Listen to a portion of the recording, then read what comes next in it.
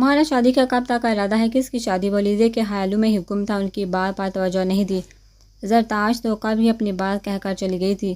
اس کے دیکھنے پر اس کی سانس اٹک گئی تھی کہ کیا غلطی ہوگی، اب اس سے یہ کیوں گور رہی ہیں، جب دوسری طرف زیغم کو تو پتہ ہی نہیں تھا کون کیا بول رہا ہے۔ وہ تو بس خیالوں میں ان ڈریسز کو ولیزے کو پہنے دیکھ رہا تھا۔ تمہاری اور کس کی؟ ان کی باتوں پر ہنس دیا۔ چھوڑیے بی جان، ابھی مجھے آزادی کے ساتھ سانس لینے سے، شادی کے لیے عمر بڑی ہے۔ چچا جان سے مل کر آتا ہوں۔ وہ اٹھ کھڑا ہوا۔ علیزے وہ بھی کمرے میں آیا ہی تھا جب تیمور علی خان دوائیوں کے زیر اثر گہری نیند میں تھے، جب ہی اچانک کسی کو پکارنے لگے۔ پورا وجود پسینے سے شرابور ہو گیا۔ اب بھی وہ نیند میں بڑبڑا رہے تھے، چچا جان، چچا جان۔ زیغم یہاں ان پر جھک کر آواز دینے لگا، تبھی وہ ایک جھٹکے سے اٹھ بیٹھے اور اس کے گربان پکڑ کر چلانے لگے۔ لیزے کہاں ہے؟ بتاؤ مجھے، لیزے کو تم نے چھپایا ہے نا؟ دیکھو، مجھے معاف کر دو، میں مریم سے بھی معافی مانگ لوں گا، بس ایک بار میری لیزے سے ملوا دو۔ چچا جان کیا ہوا ہے؟ ہوش میں آئی۔ اس نے انہیں دونوں بازو سے پکڑ کر جھنجھوڑا تو وہ واپس نیم بے ہوشی میں چلے گئے۔ اسے کچھ سمجھ نہیں آ رہا تھا کہ اس کے چچا اس حد تک ذہنی مریض کیوں بن گئے ہیں۔ اپنے بیٹے اور بیوی کو یاد کرنے کے بجائے کسی لیزے کو یاد کرتے ہیں۔ کوئی انگریز لگتی ہیں، لیکن وہ مریم تو مسلمان ہے۔ بابا جان سے پوچھا تو وہ بتائیں گے نہیں، بی جان کو کچھ معلوم نہیں ہوتا۔ وہ الجھا سے اپنے کمرے میں آ گیا، تیار ہونے اپنے باپ کے پاس جانے کے لیے۔ اسکندر احمد کے آفس جانے کے کچھ گھنٹوں بعد ہی وہ بازو پر پٹی باندھ خون سے بڑے کپڑوں میں دو آدمیوں کے سہارے گھر آئے تو ایک کہرام مچ گیا تھا۔ گھر میں نزاہت بیگم اور تحریم نے رو رو کر اپنی حالت بری کر لی تھی۔ شفا کالج میں تھی، نانی کے بھی ہاتھ پاؤں پھول گئے تھے۔ اپنے داماد کا اتنا خون دیکھا۔ دوسروں کے خون کا گندا بولنا آسان ہے، مگر جب اپنے خون پاتی ہے تب اللہ یاد آتا ہے۔ جب اس کے بنائے ہوئے بندے کو برا بول دے وہ تب یاد نہیں رہتا۔ وہ اوپر بیٹھا سب دیکھ رہا سن رہا ہے، اور مکافات عمل بھی اسی دنیا میں ہوتے ہیں۔ علیزے کی بھی شور سے آنکھ کھل کر وہ کمرے سے جیسے باہر نکلی، اسے کیا چکر آ گیا۔ ماموں دیکھ کر جو صوفے پر بیٹھے ان سب کو تسلی دے رہے تھے کہ وہ ٹھیک ہیں۔ ابھی ان کی نظر علیزے پر پڑی جو پھٹی پھٹی آنکھوں سے ان کو دیکھ رہی تھی۔ جاؤ تحریم بیٹا، بہن کو لے کر آؤ، دیکھو گر نہ جائے، اس کی خود کی طبیعت بھی ٹھیک نہیں ہے۔ اس وقت بھی انہیں خود سے زیادہ علیزے کی فکر تھی۔ ایک باپ کی طرح نیچے آتے ہی وہ اسکندر احمد کے گلے لگ کر رونے لگی۔ ماموں یہ کیسے ہوا اور کس نے کیا؟ پتہ نہیں بیٹا، کوئی چور تھے، موبائل اور پیسے وغیرہ لینے کے بعد بھی فائر کر کے چلے گئے۔ شاید وہ لوگوں میں خوف پھیلانا چاہتے تھے۔ خیر، گولی بس چھو کر گزری ہے، فکر کی بات نہیں۔ چلو اب میں چینج کر کے آرام کروں گا، تم سب بھی اب پریشان نہیں ہو، اور لیزے تم بھی بیٹا آرام کرو۔ چلو نزہت تحریم نے علیزے کو روم میں چھوڑا اور نیند کی گولی دے کر اسے سلایا۔ اس کے لیے ٹینشن لینا خطرناک تھا۔ ابھی کل ہی تو ہسپتال سے آئی تھی وہ۔ سب کے اپنے کمروں میں جانے کے بعد لینڈ لائن نمبر پر کال آئی تو نوری نے فوراً کارڈ لیس اٹھایا اور کچھ سن کر صوفے پر بیٹھی تسبیح پڑھتی نانی کی طرف بڑھایا۔ آپ کا فون ہے؟ کس کا ہے؟ انہیں لگا ان کے کسی بیٹے یا بیٹی کا ہوگا۔ پتہ نہیں، میں نے نام نہیں پوچھا، انہوں نے آپ کو بلانے کا کہا۔ کون بات کر رہا ہے بھائی؟ ان کا انداز لٹ مار تھا۔ داماد کا گندا خون دیکھ کر تسلی ہو گئی، یا بیٹوں کا بھی دیکھو۔ دوسری طرف زیغم جارحان تھا۔ ارے کون ہو تم جو ایسی فضول باتیں کر رہی ہو؟ سچ میں نصرت بیگم ڈر گئی تھی اس کی بات سن کر۔ میں وہی ہوں جس نے آپ کے داماد پر حملہ کروایا۔ اب اگر علیزے کو کچھ بھی غلط کہا تو آپ کے خاندان کے ایک ایک افراد کو تڑپا کر ماروں گا۔ اسی لیے جتنی دور جا سکتی ہیں علیزے سے اتنی دور چلی جائیے، یہ آپ کے اور آپ کے خاندان کے لیے اچھا ہوگا۔ اور یہ صرف دھمکی نہیں ہے، آپ کی پل پل کی خبر ہے مجھے۔ نصرت بیگم تو سکتے میں بیٹھی رہ گئی۔ وہ خاموش بیزاری سے لان میں مہمانوں کو دیکھ رہی تھی۔ نہ اسے کھٹکھٹے کہہ کے نہ حسین چہروں نے اثر کیا اس پر۔ یہ ہائی سوسائٹی کی پارٹی جیسی ہی یہ پارٹی تھی۔ آپ کی کیا ایکٹیویٹیز ہیں اور پسند ناپسند؟ اپنے بارے میں کچھ بتائیے نا۔ احتشام کے سوال پر اس نے بیزاری اور کوفت سے کہا، میری پسند ناپسند سے آپ کو کیا کام ہے؟ ماموں کے بہت اصرار پر وہ یہاں آ تو گئی تھی، مگر اب پریشان تھی کیونکہ پہلے ہی وہ اسکندر احمد سے وعدہ کر چکی تھی، اس لیے مجبور تھی۔ ابھی نہیں مگر آئندہ تو ہو سکتا ہے۔ وہ زومانی لہجے میں بولا، وہ تو کچھ زیادہ ہی ایکسائٹڈ ہو رہا تھا اس سے مل کر جیسے ان کی شادی ہی ہونے والی ہے۔ آخر ماموں جان کو جواب بھی تو دینا تھا، اسے کچھ کرنا پڑے گا اسے سب سے جان چھڑوانے کے لیے۔ وہ سنبھل کر بیٹھ گئے۔ اسکندر احمد کے سر اور بات کے مان رکھنے کے ہاتھ وہ اس پارٹی میں آ گئی تھی۔ اس کے زخم چونکہ گہرے نہیں تھے، اس لیے جلد بڑھ بھی گئے تھے، مگر نصرت بیگم نے دل پر جو زخم لگایا وہ اب بھی رس رہا تھا، اور اس واقعے کے 2 دن بعد وہ گاؤں چلی گئی تھی، بنا کسی کو کچھ بولے، اور جاتے وقت بہت گھبرائی ہوئی تھی۔ سب نے روکنے کی کوشش کی، مگر وہ کسی کی کوئی بات سننے کو تیار ہی نہیں تھی، بس ایک ہی رٹ تھی، گاؤں جانا ہے۔ علی سے اب یونیورسٹی بھی جا رہی تھی۔ ماموں بھی 2-3 دن بعد ٹھیک ہو آفس جانے لگے تھے، چونکہ زخم گہرا نہیں تھا ان کا اور ان کو فارغ پڑھنے کی عادت نہیں تھی، تو وہ 2 دن میں ہی اکتا گئے تھے۔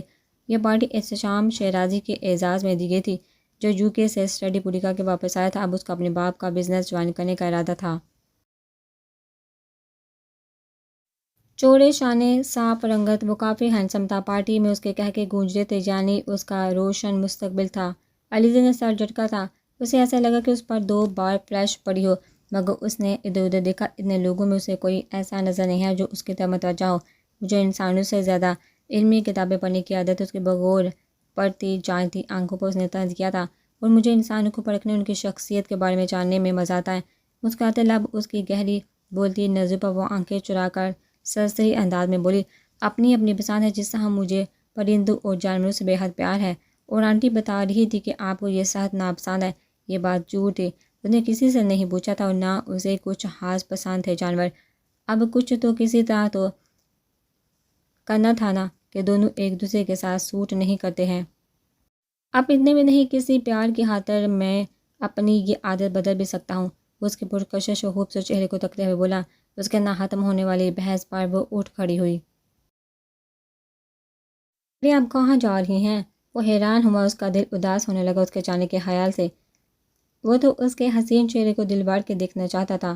بڑو کا یہ فیصلہ اسے بھی پسند آیا تھا، مگر ایسا لگ رہا تھا کہ اس لڑکی کو اس میں کوئی انٹرسٹ نہیں ہے۔ احتشام ایک پریکٹیکل بندہ تھا، اسے یہ بات سمجھ نہیں آ رہی تھی، جب اسے مجھ میں کوئی دلچسپی نہیں تو یہاں اس سے ملنے آئی کیوں تھی؟ انکل کے پاس تھوڑا انجوائے کرنے، دراصل فضول باتوں سے میں بہت جلدی اکتا جاتی ہوں۔ اس کی بات سن کر احتشام شیرازی کا چہرہ پھیکا پڑ گیا۔ اب تو اسے یقین ہو گیا اس کے ساتھ ضرور زبردستی ہو رہی ہے، اور اب جہاں جا رہی ہیں اس پھیکی گفتگو سے میں بور ہو جاتا ہوں۔ اس نے شانی اچکاتے ہوئے صاف گوئی سے بولی، افسوس آپ کی اور میری تو ایک عادت بھی نہیں ملتی۔ اس نے افسوس سے کہا، کوششیں تو کی جا سکتی ہیں۔ وہ دوستانہ انداز میں مسکرایا۔ اس نے آخری بار کوشش کی، شاید یہ اس کا وہم ہو۔ سوری، اس کوشش میں میں اپنی زندگی کا رزق نہیں لے سکتی۔ میرے خیال میں آپ کے لیے شفا ٹھیک رہے گی، کیونکہ وہ بہت اچھی ہے اور اس کو کافی عادتیں آپ سے ملتی ہیں۔ وہ دیکھیے، اس نے کچھ دور کھڑی شفا کو آواز دے کر بلایا۔ وہ اس سے بات کرنے میں پہلی بار مسکرائی۔ گلابی لب گلاب کی پنکھڑیوں کی طرح کھلے تھے۔ وہ مبہوت ہو کر اسے دیکھتا رہ گیا۔ اسے یوں یک ٹک دیکھتے پا کر وہ شفا کے پاس آنے پر احتشام شیرازی سے بات کرنے کا کہہ کر مڑ گئی۔ اسے جہاں اپنی خوبصورتی کا اندازہ تھا، وہاں اسے دیکھ کر پتھر ہو جانے والے مردوں سے اسے سخت نفرت تھی۔ کیا کیا باتیں ہوئیں؟ تحریم نے شرارت سے پوچھا۔ اسے احتشام علیزے کی پسند آیا تھا، ہنسنے ہنسانے والا، کچھ شرارتی سا، جو علیزے کو بھی شاید اپنے جیسا بنا دے۔ کوئی خاص نہیں، اپنی شفا کے لیے شخص ٹھیک رہے گا، وہ مطمئن انداز میں بولی۔ وہ بھی احتشام کی آنکھوں میں الجھن دیکھ چکی تھی کہ وہ خود بھی فیصلہ بدلنا چاہتا تھا اس کے اتنے ڈکے چھپے انکار پر، کیونکہ صرف حسین صورت کے ساتھ زندگی نہیں گزاری جا سکتی، انڈرسٹینڈنگ اور دل کا راضی ہونا بھی ضروری ہے، جو اس کے لیے علیزے کی آنکھوں اور انداز نظر نہیں آ رہا تھا۔ کیا شفا کے لیے؟ مگر ڈیڈی تو کہہ رہے تھے وہ تمہارے لیے۔ شفا ابھی چھوٹی ہے، اس کا شادی کا۔ علیزے نے ہاتھ اٹھا کر اسے بولنے سے روک دیا۔ یہ شخص شفا کے ساتھ ہے، سوٹ کرتا ہے، اور وہ دیکھو، اس نے لان کے دوسرے حصے کی طرف اشارہ کیا، جہاں احتشام اس سے مایوس اور دل گرفتہ ہو کر شفا کے ساتھ ٹہلتے ہوئے باتیں کر رہا تھا، اور وہ اپنی عادت کے مطابق مسلسل کھلکھلا رہی تھی۔ مگر علیزے، ڈیڈی کیا سوچیں گے؟ اور پھر شفا تمہارے رشتے سے ان سے بات کر رہی ہے۔ تحریم اس کی بات پر پریشان ہوئی۔ ماموں کو سمجھانا میرا کام ہے، ڈونٹ وری۔ ویسے احتشام اچھا انسان ہے، مگر شفا کے لیے وہ تحریم کے حیران ہونے پر بات مکمل کرتے ہوئے بولی۔ تو تحریم نے بے چارگی سے دور ٹہلتی شفا کو دیکھا، جو ہر بات سے بے نیاز کسی بات پر ہنس رہی تھی۔ اور احتشام کے چہرے پر بھی مسکراہٹ آ گئی تھی جو اس کے فیصلے کو ظاہر کر رہی تھی۔ ایک اور رشتہ ٹکرا چکی تھی وہ۔ علیزے نے پکا کام کیا تھا، اب کسی بات کی گنجائش نہیں تھی، کیونکہ انکار کے ساتھ وہ شفا سے بھی احتشام کو ملوا چکی تھی۔ تایا جان نے آریان کو کوئی کام کا کہا ہوا تھا جس پر وہ 2 دن سے آریان کوئی فائلز میں لگا ہوا دیکھ رہی تھی۔ نہ اسے کھانے کا ہوش تھا، نہ کسی دوسری چیز کا۔ وہ تو عرشیہ کی بھی ہر بات بھولے بیٹھا تھا، بس ہر جگہ ایک بلیک فائل لے کر بیٹھا نظر آتا۔ وہ تو اسے سینے سے لگائے گھوم رہا تھا جیسے اس کی اولاد ہو۔ عرشیہ کے دماغ میں شرارت ناچ رہی تھی اس کو دیکھا، مگر کوئی موقع نہیں مل رہا تھا اس کو۔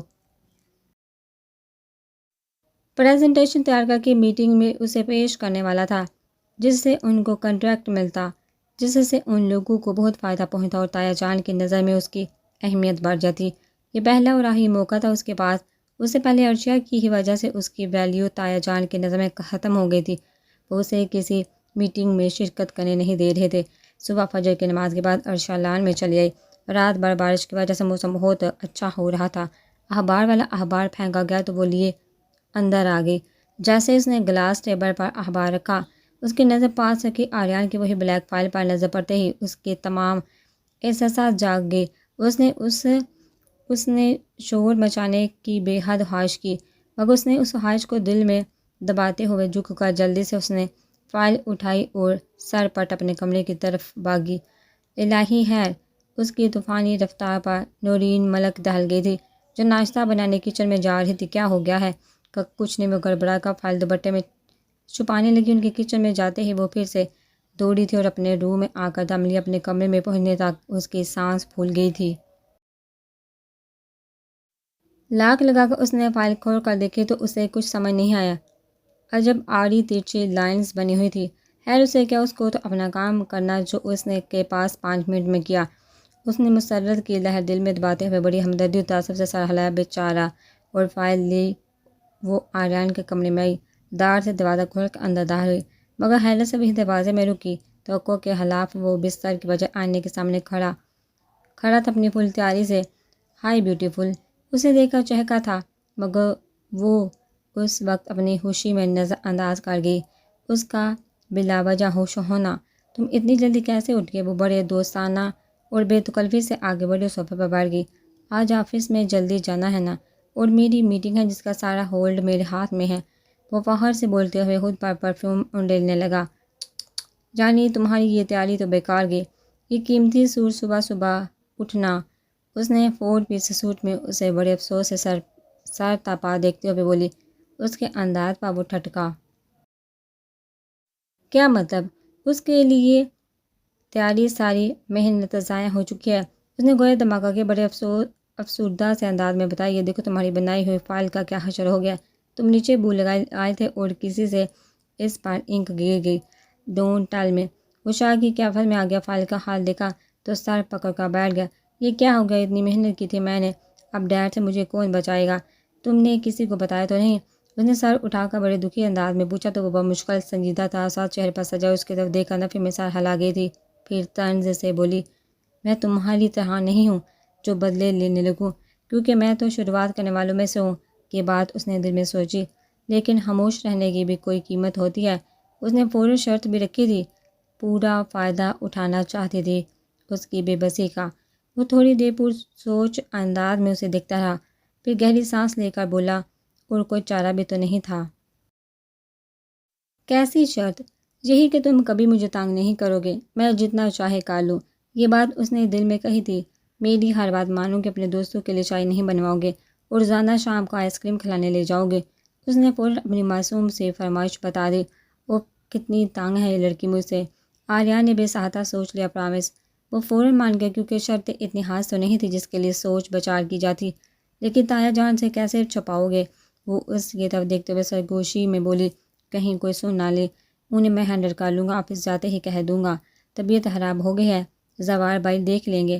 وہ کسی اور ہی خیال میں تھا چونکا، اب ذرا دھیان رکھنا، جو ہی مجھ سے بدتمیزی کرو گے یا تنگ کرو گے، میں تایا جان کو سب بتا دوں گی۔ عرشیہ نے اسے دھمکایا تھا۔ عرشیہ تم کتنی اچھی ہو، اس نے بہت احسان مندانہ انداز میں کہتے ہوئے بڑے عقیدت سے اس کا ہاتھ تھاما تھا۔ وہ دل ہی دل میں آریان کی بے چارگی سے خوش ہو رہی تھی۔ کتنا کام کروا کر اسے بے بس کرتا تھا، آج خود بے بسی کی تصویر بنا کھڑا عرشیہ کو سکون پہنچا رہا تھا۔ میں نے تمہیں بہت تانگ کیا، مگر آج تمہارے اس رویے نے، تمہاری ہمدردی نے مجھے جیسے خود غرض انسان کی آنکھیں کھول دی ہیں۔ مگر آج میں پرامس کرتا ہوں کہ تمہیں کبھی تانگ نہیں کروں گا۔ تم جیسے ذہین و عقلمند لڑکی کی تمام اچھائیاں آج میرے سامنے آئی ہیں۔ میں خوش قسمت ہوں جو تم جیسی بیوی ملی مجھے۔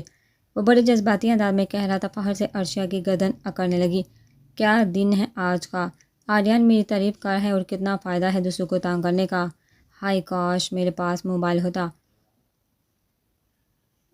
اس گنے کی ویڈیو بناتی۔ اس نے دوسرے ہاتھ سے اس کا ہاتھ تھپکا تھا اور بڑی بے نیازی سے بولی، ظاہر ہے مشکل وقت میں ہی تمہارا کام تمام کروں گی۔ میرا مطلب کام آؤں گی۔ اس نے فوراً دانتوں تلے زبان دبائی، غلط وقت پر پھسل گئی۔ Thank you Arshiya, thank you very much, Aryan نے جذباتی لہجے میں کہتے ہوئے عرشیہ کا پکڑا ہوا ہاتھ کھینچ کر اپنے سینے سے لگا لیا، پھر اس کے دونوں گالوں پر کس کر کے اس کے ہونٹوں کا ہلکا چھو کر پیچھے ہٹا۔ یہ سب اتنی جلدی اور اچانک کچھ سیکنڈ میں ہوا کہ عرشیہ کچھ سمجھ نہیں پائی۔ صحت وہ بوکھلا کر اسے دور ہو کر بیٹھی تھی، شرم و حیا سے اس کا چہرہ آگ کی طرح تپنے لگا۔ سانس تیز ہو گئی، آریان کی ہوش اڑانے آئی تھی، خود کا ہوش اڑ گیا۔ نظر اٹھا کر آریان کو دیکھا تو اس کے چہرے پر سادگی و معصومیت تھی جسے وہ بس شکر گزار احسان مند ہو۔ You are really a friend, وہ دانت پیستی دل ہی دل میں اسے برا بھلا کہتی تمتماتا چہرہ لیے نکلی، جذباتی ہمدردی پر لعنت بھیجتی کمرے سے نکل آئی۔ وہ بھی اس کے پیچھے لپکا تھا۔ ناشتہ کرنے کے بعد سب کے ساتھ وہ بھی آفس کے لیے نکل گیا۔ لیکن جاوید، یہ کس طرح ہو سکتا ہے؟ پہلے تو تم نے اپنی خوشی سے علیزے کے لیے کہا تھا۔ اسکندر احمد ان کی بات سنتے ہی ہتھے سے اکڑ گئے۔ ابھی وہ گھر کے لیے نکلنے والے تھے جب ان کا دوست جاوید شیرازی ان سے ملنے آ گئے۔ اسکندر احمد انہیں دیکھ کر خوش ہو گئے، لیکن ان کی بات سنتے ہی ان کا غصے سے برا حال ہو گیا۔ مجھے اپنی غلطی کا اعتراف ہے اسکندر، علیزے مجھے ابھی بھی بہت عزیز ہے، اپنی بیٹی کی طرح، مگر جار یہ میری خواہش کی بات نہیں ہے۔ احتشام نے علیزے کی بجائے شفا کو کہا ہے، اور پھر زندگی ان بچوں نے گزارنی ہے، ہمیں نہیں۔ وہ انہیں کال کرتے ہوئے بولے، جو بھی ہو، اگر لیزے نہیں تو شفا کے لیے بھی انکار سمجھو۔ اگر میں نے لیزے سے بات نہیں کی ہوتی تو الگ بات ہے، مگر اب جب کہ وہ اتنی مشکل سے راضی ہوئی ہے تو احتشام کے انکار سے وہ ہٹ ہوگی۔ اور تمہیں اچھی طرح معلوم ہے کہ میں اسے اپنی اولاد سے بڑھ کر عزیز رکھتا ہوں۔ انہیں بہت دکھ اور صدمہ ہوا تھا احتشام کے فیصلے سے، کیونکہ وہ بہت قابل اور ذہین شخص تھا۔ اس کے نرم ہونے اور ٹھنڈے مزاج اور فرینڈلی نیچر کی وجہ سے وہ انہیں علیزے کے لیے پسند آیا تھا، مگر اب وہ فکر مند ہو گئے تھے۔ سوچ لو اچھی طرح اسکندر، پھر مجھے اپنے فیصلے سے آگاہ کرنا، پھر ہو سکتا ہے تمہاری بھابھی اور بچیاں آج مٹھائی لے کر باقاعدہ رشتہ لے کر گھر آ جائیں۔ صبح میرے آفس جانے سے پہلے ان لوگوں کا یہ ارادہ تھا، انہوں نے انکشاف کیا تو وہ پریشان ہو گئے۔ ایسا نہیں ہونا چاہیے تھا، تمہیں مجھ سے پہلے پوچھ لینا چاہیے تھا، وہ ناراضگی سے بولے۔ اور پھر ان کے جانے کے بعد انہوں نے گھر کال کی تو نزاہت بیگم نے یہ سن کر حیران رہ گئی کہ علیزے نے ان کی خوب خاطرداری کی اور شفا کے رشتے کو اوکے کر دیا۔ اس کے کہنے کے مطابق ماموں اس کی بات نہیں ٹال سکتے۔ وہ اضطرابی کیفیت میں گھر آئے، کہیں علیزے دکھی نہ ہو، اس کی چھوٹی چھوٹی تکلیف پر ایک باپ کی طرح تڑپ جاتے تھے۔ یہ میں کیا سن رہا ہوں علیزے، انہوں نے گھر آتے ہی پوچھا۔ وہ ماموں آپ آگے، یہ لیے مٹھائی کھائیے۔ اس نے مسکراتے ہوئے گلاب جامن کا ٹکڑا ان کے منہ میں ڈالا، ان کے کچھ بھی سمجھنے سے پہلے۔ یہ کس حصے میں؟ اسے خوش دیکھ کر چند منٹ کے لیے اپنی بات بھول گئے، اس کا چہرہ دیکھ کر سب بھول گئے کہ وہ گھر میں غصے میں آئے تھے۔ ارے آپ کو نہیں پتا، مامی نے شفا کی بات پکی کر دی ہے نا، اور ویسے بھی احتشام اچھا، قابل اور ویل ایجوکیٹڈ ہے۔ وہ مسکراتے ہوئے انہی کی کہی بات دہرا رہی تھی۔ کس کی اجازت سے رشتہ طے ہوا ہے؟ تم نے مجھ سے پوچھا تھا؟ وہ غصے سے نزاہت بیگم پر چڑھ دوڑے۔ وہ یہ علیزے کہہ رہی تھی کہ آپ نے اس سے اس رشتے کے لیے پہلے ہی بات کی تھی، اور آپ کو احتشام بہت پسند ہے۔ نزاہت بیگم، جو ان کے بیچ ہوئی باتوں اور اس رشتے سے انجان تھی کہ علیزے نے بولا تھا، پہلے گڑبڑا گئی۔ ماموں ہاں غصہ نہیں دکھائیں، 15 دن پہلے آپ نے مجھ سے بات نہیں کی تھی؟ بڑی چلاکی سے ان کی بات میں انہیں ہی پھنسا رہی تھی۔ علیزے نے آنکھوں میں انہیں سمجھانے کی کوشش کی، مگر وہ تو انہوں نے کہنا چاہا تھا تمہارے لیے کہا تھا۔ بس پچھلی باتوں کو رہنے دے، آج کی بات کریں۔ لڑکا بھی راضی اور لڑکی بھی خوش ہیں، کیوں شفا؟ اس نے تحریم کے پیچھے چپ کر بیٹھی شفا کو چھیڑا۔ میں نہیں تو۔ شفا گڑبڑا گئی اس کے اچانک حملے پر۔ اس کے چہرے پر خوشی اور شرم کے رنگ دیکھ کر اسکندر احمد نے ٹھنڈی سانس بھر کر علیزے کی طرف دیکھا جو مسکراتے ہوئے ان کی طرف دیکھ رہی تھی۔ وہ سب کچھ سمجھ گئے تھے، جو بھی کچھ ہوا ہے اس میں پورا ہاتھ علیزے کا ہے۔ ایک اور کوشش ناکام ہو گئی ہے، مگر اب وہ آرام سے نہیں بیٹھیں گے جب تک اس کی شادی نہیں کر دیتے۔ آپ خوش ہیں نا؟ علیزے نے پوچھا۔ ان کی خاموشی پر وہ بے چین ہو گئی تھی۔ اتنا سب کچھ اکیلے کر لیا؟ ہاں شفا، میں اور تم میں کوئی فرق نہیں، اور جس میں تم خوش ہو اس میں میں خوش ہوں۔ وہ مسکرا دیے تو وہ ان کے بازو سے لگ گئی۔ 1 ہفتہ ہو چکا تھا اسے حویلی آئے۔ ایسا کوئی پل نہیں تھا جب اسے ظالم کی یاد نہ آئی ہو۔ رات بھر جا کر سگریٹ اور شراب پی کر اس کی جادو سے چھٹکارا حاصل کرنے کی کوشش کر رہا تھا۔ 2 دن رہ کر اس نے باقی کے دن نہر کے پاس والے کاٹیج میں دلاور کے ساتھ گزارے تھے، جو اس کے ماموں کا اکلوتا بیٹا تھا۔ اس کا بھائی، دوست، سب کچھ تھا۔ اس کی چھوٹی سی تکلیف پر تڑپ اٹھتا تھا۔ زیغم میں اس کی جان بستی تھی، اور زیغم خان بھی اسے بھائیوں کی طرح سمجھتا تھا۔ ایسی کوئی بات نہیں تھی جو اسے چھپی ہو۔ میں اسے نہیں بھول سکتا یار۔ دلاور کوئی حل نکال اس ٹینشن کا جس سے میرا دم گھٹ رہا ہے۔ یوں لگتا ہے چاروں طرف سے میری آزادی کے دروازے بند کر دیے گئے ہوں۔ میں اپنے والدین کو بھی نہیں چھوڑ سکتا، نہ ہی وہ راستہ اپنانا چاہتا ہوں جس سے وہ ناراض ہو، مجھ سے بالکل قطع تعلق ہو جائیں۔ اس نے بے بسی سے کہتے ہوئے پتھر کو ٹھوکر ماری تھی۔ اگر تم کہو تو اٹھوا لے اسے۔ سوار نے اس کے بازو پر ہاتھ رکھتے ہوئے کہا، یہ اس مسئلے کا حل نہیں ہے۔ اگر وہ یہاں آ بھی گئی تو کبھی مجھ سے شادی پر راضی نہیں ہوگی۔ زیغم کو اس کی ضدی اور ہٹ درم روپ سے اچھی طرح آگاہی تھی۔ ابھی دلاور کچھ کہتا کہ اسی وقت زیغم خان کے موبائل پر کچھ نوٹیفیکیشن شو ہوا اور کال آنے لگی، گلاب خان کی، جس کو اس نے علیزے کی پل پل کی خبر رکھنے کے لیے کہا ہوا تھا۔ بولو گلاب خان، علیزے تو ٹھیک ہے نا؟ اس نے جلدی سے پوچھا۔ اس کے چہرے پر ہوائیں اڑنے لگی، کیونکہ جب سے علیزے کی طبیعت خراب ہوئی تھی اس کو ڈر ہی لگا رہتا تھا۔ 1 ہفتے سے وہ علیزے کی پل پل کی خبر گلاب خان اور نوری سے لے رہا تھا۔ جی ہاں، بی بی ٹھیک ہے، کچھ تصویریں بھیجی ہیں بی بی کی، آپ دیکھ لیں۔ زیغم نے کال کر جیسے اسکرین پر ٹچ کیا، اس کے دماغ کی رگیں غصے کی زیادتی سے اڑ آئی، آنکھوں میں خون اترا۔ ایک تصویر میں علیزے کسی لڑکے کے ساتھ کھڑی باتیں کر رہی تھی۔ ایک میں وہ لڑکا اسے دیکھ کر مسکرا رہا تھا، اور ایک تصویر کو دیکھ کر اس کے برداشت ختم ہو گئے تھے جس میں علیزے مسکرا رہی تھی اور وہ اسے مبہوت ہو کر یک ٹک دیکھ رہا تھا۔ نیچے اس لڑکے کی ڈیٹیل تھی کہ یہ اسکندر احمد کے دوست کا بیٹا ہے اور علیزے سے شادی کا خواہشمند ہے۔ اس نے موبائل دیوار پر دیوار جو کئی حصوں میں تقسیم ہو گیا، اب گہری گہری سانسیں لے رہا تھا۔ دلاور کب سے اسے دیکھ رہا تھا۔ کیا ہوا جگر، کیوں اپنا بی پی ہائی کر رہے ہو؟ ایک اشارہ کر۔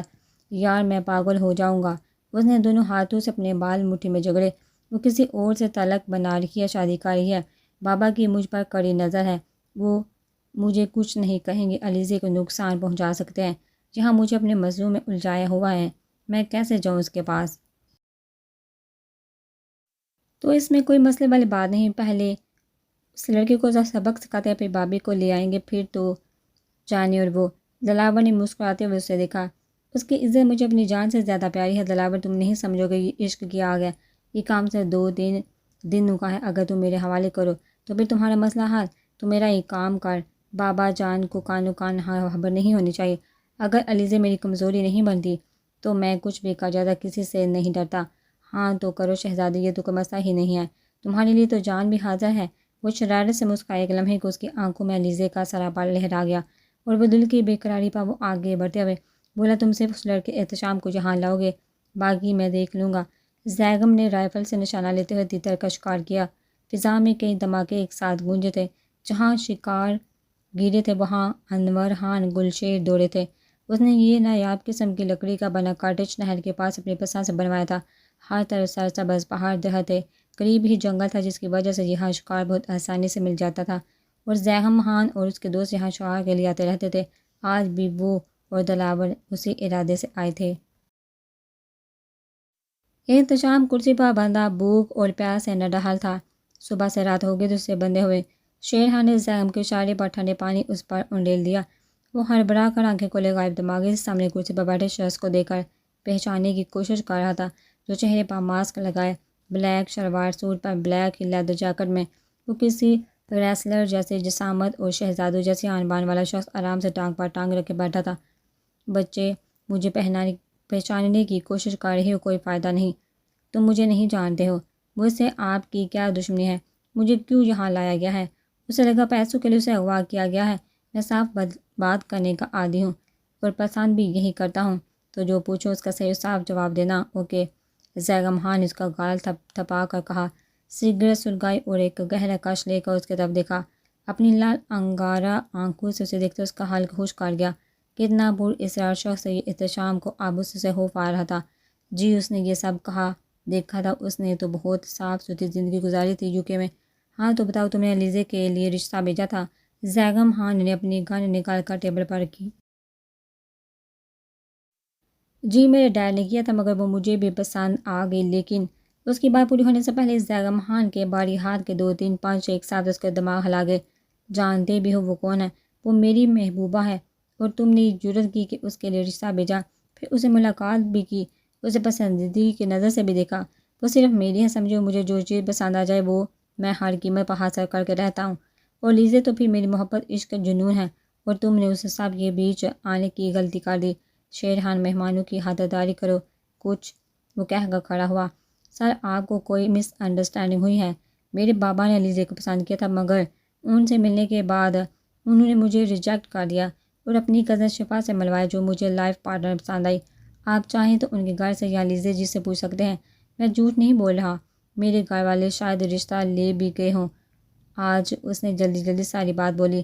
احتشام نے سوچا لڑکی تو ملی نہیں، اور یہ سائیکو پاگل آدمی کہیں کسی لڑکی کے قابل ہی نہ چھوڑے، ساری ہڈیوں کا سرما بنا کر گھر والوں کو بیچ دے گا۔ زیغم جارحان جاتے جاتے رکا، پھر واپس آ کر اپنی گن میں گولیاں بھرنے لگا اور ساتھ ساتھ موبائل سے نوری کو کال ملائی۔ صاحب جی آج شفا بی بی کی بات پکی ہو گئی ہے جی، سب کچھ علیزہ بی بی نے کروایا۔ ہاں بھی انہوں نے کر لی جی بڑے صاحب کے گھر آنے سے پہلے ہی۔ پھر بڑے صاحب گھر آئے تو سب پر بہت غصہ ہوئے کہ ان کی اجازت کے بغیر کیوں آ گئی، مگر علیزہ بی بی نے انہیں منا لیا۔